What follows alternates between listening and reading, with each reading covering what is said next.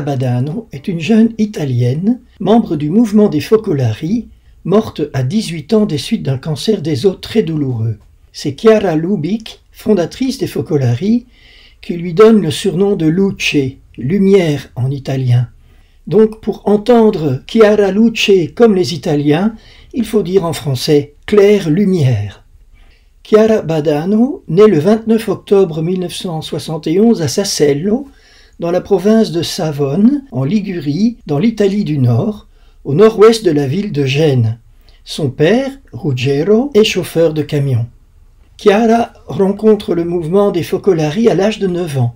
Et puis, un an plus tard, en 1981, elle participe avec ses parents au Family Fest, la rencontre internationale du mouvement des Focolari à Rome. Immédiatement, Chiara est conquise par la spiritualité des Focolari que la fondatrice, Chiara Lubich, résume dans La Passion de l'unité et Jésus abandonné sur la croix. Chiara adhère donc au mouvement en devenant Gen 3.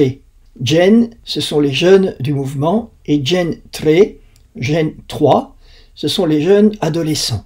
En 1981, Chiara Luce entame une correspondance avec la fondatrice Chiara Lubich, qui va devenir pour elle, bien qu'elle ne se soit jamais rencontrée physiquement, comme une mère spirituelle. En 1982, Chiara Luce a terminé son école primaire qui dure 5 années en Italie et elle entre pour 3 années au collège qu'elle termine avec mention bien. En 1984, elle reçoit le sacrement de confirmation et demande que tous ses cadeaux soient donnés pour les œuvres des Focolari. En 1985, elle déménage à Savone et passe au lycée dans la section classique. Elle essaye de vivre de son mieux le message du mouvement Focolari. On la surnomme pour cela la Sainte Nitouche. Première grande épreuve de sa vie, Chiara échoue en première année de lycée. Cela l'oblige à recommencer cette année et elle continue son cursus scolaire avec quelques difficultés jusqu'en 1988 où sa vie bascule. Chiara a 17 ans. À la fin des vacances d'été, elle ressent une vive douleur à l'épaule et cela ne guérit pas. Finalement, quelques mois plus tard, en janvier 1989, on diagnostique un ostéosarcome, c'est-à-dire un début de cancer des os qui touche particulièrement les jeunes entre 10 et 20 ans. En février 1989, les médecins comprennent qu'il s'agit d'une forme de cancer des os parmi les plus graves et les plus douloureuses.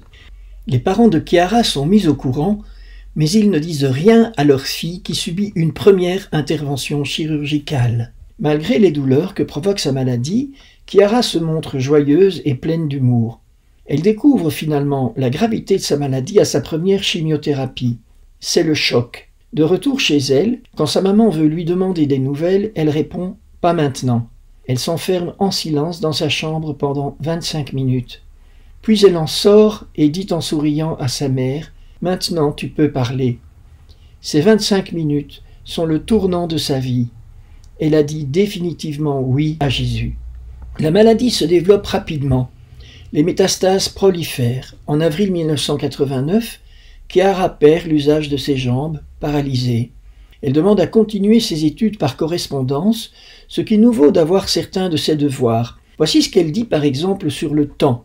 On voit qu'elle essaye de vivre le temps présent, ce qui est un des grands secrets de la vie spirituelle. Je cite « Souvent, l'homme ne vit pas sa vie, car plongé dans des temps qui n'existent pas, soit dans le souvenir, soit dans le regret du passé, ou bien tout projeté dans l'avenir.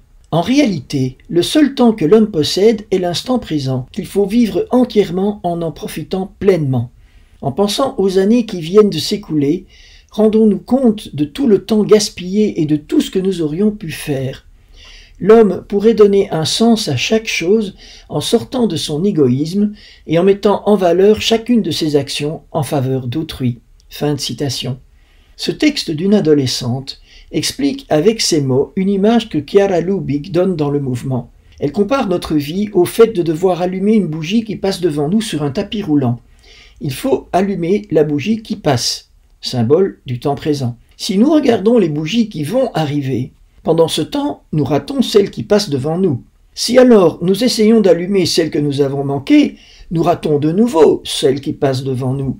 Chiara Lubich veut dire par là qu'il ne sert à rien de s'inquiéter de ce que nous devrons faire dans l'avenir, car cela nous fait rater notre présent, ni non plus essayer de rattraper notre passé, cela aussi nous fait rater notre présent. Laissons le passé à la miséricorde et le futur à la providence. Le 5 juin 1989, Chiara subit une nouvelle opération chirurgicale. Le personnel médical est impressionné par son attitude face à la souffrance. Elle y voit une occasion d'être avec Dieu. Après l'opération, on l'entend s'adresser à voix haute au Seigneur. Elle lui dit « Pourquoi Jésus? Si tu le veux, je le veux aussi. » Malgré sa maladie, elle reçoit des visites. C'est ainsi qu'elle rencontre un membre des Focolari responsable d'une mission pour les enfants au Bénin. Chiara est très touchée et lui donne toutes ses économies. Après son opération, elle rentre chez elle à Sassello. Elle est alitée, mais mène une vie de prière importante avec le rosaire et la messe. Elle offre sa souffrance et décide même d'arrêter les antidouleurs. Une crise l'oblige à retourner à l'hôpital où elle reçoit le sacrement des malades. Les médecins tentent une ultime opération, mais sans succès. Chiara écrit alors ces lignes « Chaque instant est précieux et il ne faut pas le gaspiller. Si l'on vit ainsi, tout est pourvu de sens. Tout trouve sa juste dimension une fois qu'on l'offre à Jésus, même les moments les plus affreux.